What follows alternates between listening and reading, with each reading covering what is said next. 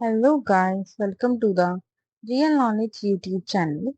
So this is my first video on the YouTube channel. This is a full video that I will show you today कि how to start your UPSC preparation. As you have seen कि बहुत सी jobs आती हैं जाती हैं लेकिन students को usually पता नहीं लगता है कि कब जॉब आई है, उनके फॉर्म्स निकल गए, स्टूडेंट्स के बार प्रिपेयर ही करते रह जाते हैं। तो through my videos I will tell you कि कौन सी नोटिफिकेशन आ रही हैं, उनका सिलेबस क्या है, या फिर आपकी एलिजिबिलिटी क्राइटेरिया क्या रहेगा उसको पूरा करने के लिए। तो from my videos I will try to tell you that. So let's start our video. In my first video I will tell you how to start your preparation for UPSC. तो UPSC एक बहुत tough exam है। तो बच्चों के दिमाग में usually बहुत से डाउट्स रहते हैं कि what is a real time to start your UPSC preparation, उन्हें कैसे पढ़ना चाहिए, एक दिन में कितनी देर पढ़ना चाहिए। जैसे स्टूडेंट्स ये बोलते हैं कि रियल टाइम क्या है, आइडियल टाइम क्या है टू स्टार्ट देयर प्रिपरेशन, कि हमें स्कूल टाइम से करनी चाहिए, कॉलेज टाइम से करनी चाहिए, या फिर हमें कॉलेज खत्म करने के बाद सीधा कोचिंग्स पे या जैसे भी तैयारी शुरू करनी चाहिए। या फिर रहता है कि how much time they have to study every day, क्योंकि कई बच्चे ऐसे आपने सुना होगा कि अगर आप कोई प्रिपेयर कर रहा है या कोई प्रिपेयर किसी के बारे में सुना भी होता है, तो वो यूजुअली बोलते हैं आपको कि आपको यूपीएससी के लिए अगर प्रिपेयर करना है, आपको दिन में 15-15 घंटे पढ़ना है, आपको 20-20 घंटे पढ़ना है। ये बातें जो बच्चे यूपीएससी कर रहे हैं वो बहुत बहुत यूजुअल है उनके लिए चीजें सुनने। तो कई न्यू कमर्स को ऐसा डाउट आ जाता है कि अरे हम तो स्कूल टाइम से या कॉलेज टाइम से 8-9 घंटे 7-8 घंटे पढ़ने वाले बच्चे, शायद हमसे यूपीएससी हो ही नहीं सकता। तो ऐसे doubts I will clear for you today. And usually होता है कि कोचिंग इम्पोर्टेंट है कि नहीं। कुछ बच्चे क्या कर सकते हैं कि वो पढ़ सकते हैं, कुछ कोचिंग अफोर्ड नहीं कर सकते, कुछ कर सकते हैं, that is also good. But UPSC ऐसा नहीं है कि जो एक अच्छा बैकग्राउंड है, कि कोचिंग की फीस ही बहुत ज्यादा है। इसका मतलब ये नहीं है कि जिनके पास जितनी फीस अफोर्ड कर सकते हैं सिर्फ वही बच्चे यूपीएससी के लिए प्रिपेयर कर सकते हैं। यूपीएससी एक ऐसी प्लेटफॉर्म है जो कि हर बच्चे को, जो कैसे भी बैकग्राउंड से हो, उनके लिए is like a they open the door for everyone.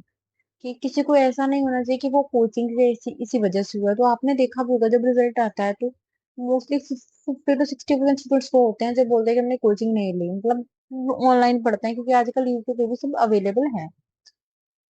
तो स्टूडेंट्स जो हर तरह के बैकग्राउंड से है तो वो भी इसके लिए प्रिपेयर कर सकते हैं। और there are some dos and don'ts that you have to consider in your mind when you start your preparation.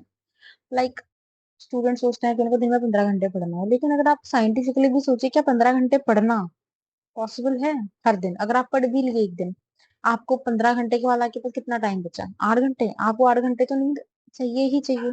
Specially आपका पूरा दिन आपको दिमाग का काम ही करना है, आपको खाना भी खाना है, you will talk to your family also, everything will go ना।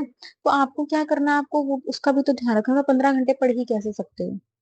ठीक है, कुछ बच्चे क्या 6 घंटे सो जाएंगे, लेकिन अगर आपके पास एक फोन है, आप उसको सिर्फ 15 मिनट या 20 मिनट या लगा लो आधा घंटा चार्ज करने के बाद पूरा दिन नहीं चला सकते। अगर आपको चलाना ही चलाना है, same it is your brain. आपको अपने ब्रेन को, अपने दिमाग को भी रेस्ट देना है। अगर आप अपने दिमाग को रेस्ट नहीं दे रहे, आपको काम ही सर आपका दिमाग से। आप कैसे, आपकी इंटेलेक्चुअल पावर, आपकी कॉग्निटिव स्किल्स वो कैसे अच्छे से डेवलप होंगी, क्योंकि इसके लिए बहुत इंपॉर्टेंट है। जिस तक यूपीएससी ऐसा नहीं है कि आपने ये क्वेश्चन पढ़ा, उसको क्वेश्चन आ जाएगा, आपको आंसर करना है। वो आपकी कॉग्निटिव स्किल्स हर क्वेश्चन में जज करते हैं। तो आई डोंट थिंक कि 15 घंटे पढ़ना is there. So if every day you are studying like 8 to 9 hours every day, but you should be consistent. Whatever be the situation, you have to study 8 to 9 hours every day. कुछ भी हो जाए तो आप बहुत ही आराम से, अगर आप सब्जेक्ट्स को डिवाइड करते हो, कौन सा सब्जेक्ट पहले शुरू करना है या आपको दो सब्जेक्ट साथ में करना है, अगर आपको उसके पास प्रॉपर प्लान बनाते हो जिसमें मैं भी आपकी हेल्प करूंगी ऑब्वियसली, तो this is very very easy for you to prepare for UPSC, right? So usually एक डाउट होता है कि क्या बच्चों को स्कूल से प्रिपेयर करना चाहिए, क्योंकि स्कूल में ही हमें होता है बहुत सारे स्टेट में। जैसे कि मैंने usually, I am not from UP, I am from Punjab, तो यूपी और बिहार में ऐसा बहुत रहता है कि स्कूल में बच्चे को मुझे आईएएस ऑफिसर बनना है, तो उनको लगता है कि इतना टफ एग्जाम स्कूल से शुरू कर देते हैं कि हमें तो पहले अटेम्प्ट में निकालना है। स्कूल का एक अलग ही लाइफ होता है। आई थिंक आपको उस लाइफ पे भी थोड़ा ध्यान रखना चाहिए कि आपको स्कूल की लाइफ जियो, आपको आसपास का माहौल पता होना चाहिए, आपको अपने स्टूडेंट्स, आपके फ्रेंड्स के साथ भी टाइम स्पेंड करना है। क्योंकि एक टाइम पे आकर ना प्रैक्टिकलिटी ज्यादा मैटर करती है रेदर देन थ्योरेटिकल नॉलेज। तो स्कूल से प्रिपेयर करना is not good choice at all. It would be better कि अगर आप ग्रेजुएशन कर रहे हो, उसका लास्ट ईयर है, आप तब थोड़ा आपने एनसीईआरटीज कर ली और थोड़ी बेसिक बुक्स पढ़ ली, ताकि आपका एक बेस थोड़ा स्ट्रांग हो जाए। आपको क्योंकि बेस भी अगर स्ट्रांग नहीं करना है कि आपको एनसीईआरटी 50 की 6 की एनसीईआरटी कर आज खत्म करनी है, बट आपको समझना पड़ेगा, आपको बेस स्ट्रांग करना है।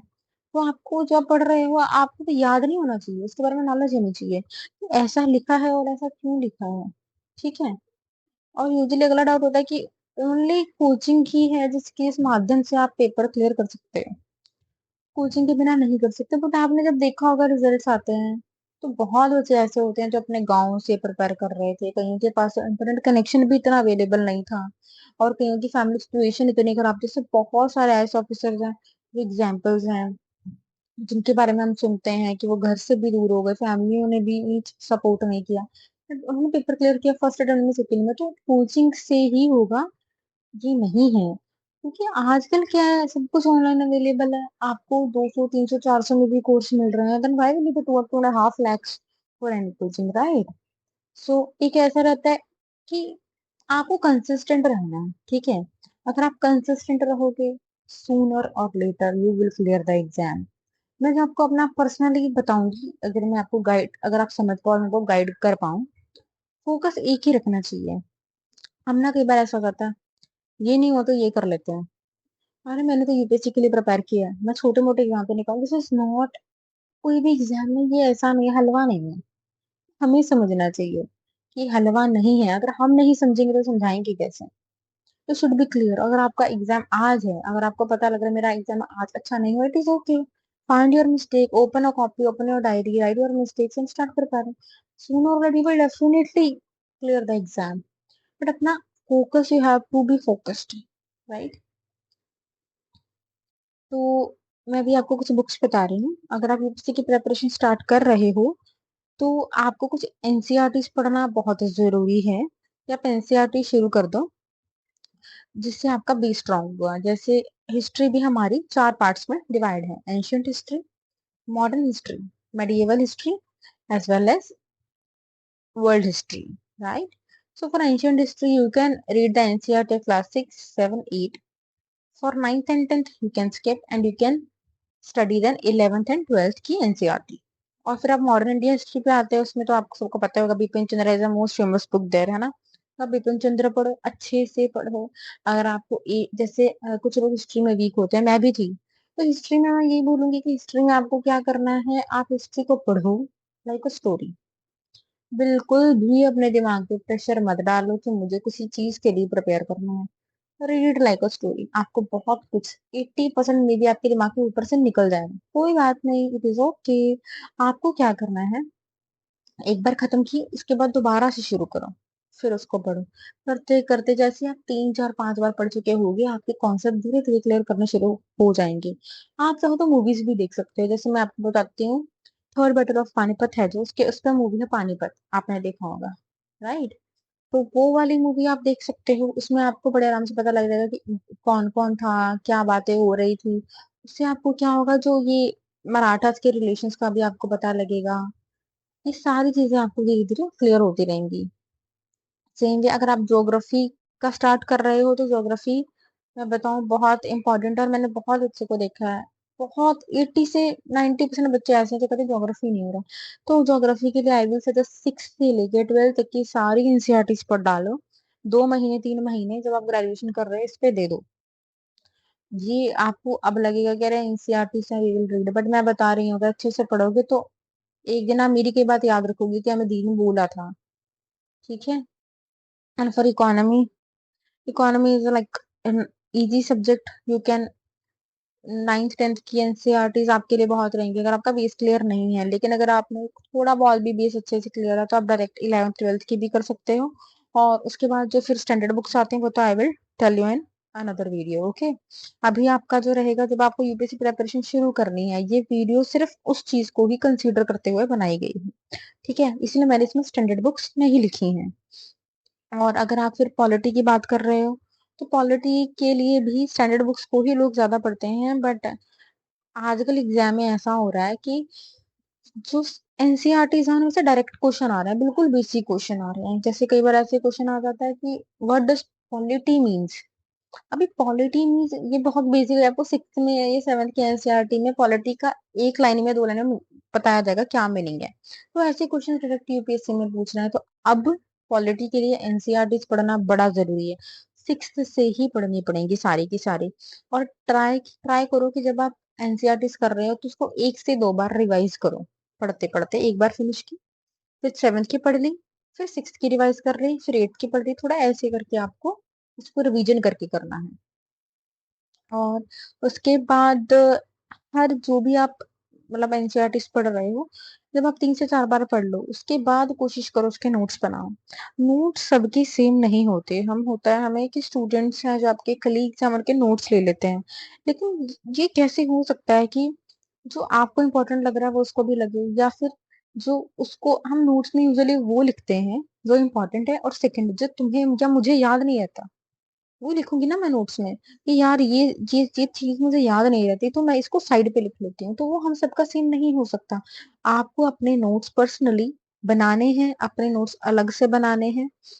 और फिर कोशिश करो कि जब आपने तीन से चार बार सपोज हिस्ट्री की एनसीईआरटी पढ़ ली, तो उसके आपने नोट्स बना लिए। अगर वो बुक लगा लो 100 पेजेस की है, तो आपके नोट्स अराउंड हो जाएंगे 20 या 15 पेजेस के, राइट। उसके बाद कोशिश करो वो 15 पेजेस को बार बार पढ़ो, फिर उसमें से भी अगर आप शॉर्ट बना सकते हो तो वो बनाओ। आप अपनी प्रेपरेशन को जितना आप प्रिसाइज करेंगे वो आपके लिए इजी रहेगा। लेकिन इन एनी केस मैं आपको बता रही हूँ, अगर आपका बेस स्ट्रांग नहीं है, it will be very difficult for you, चाहे आप पहले प्रिपेयर कर चुके हो। ठीक है, कई बच्चे ऐसे भी होंगे जो वीडियो देख रहे होंगे जिन्हें दूसरा तीसरा अटेम्प्ट है।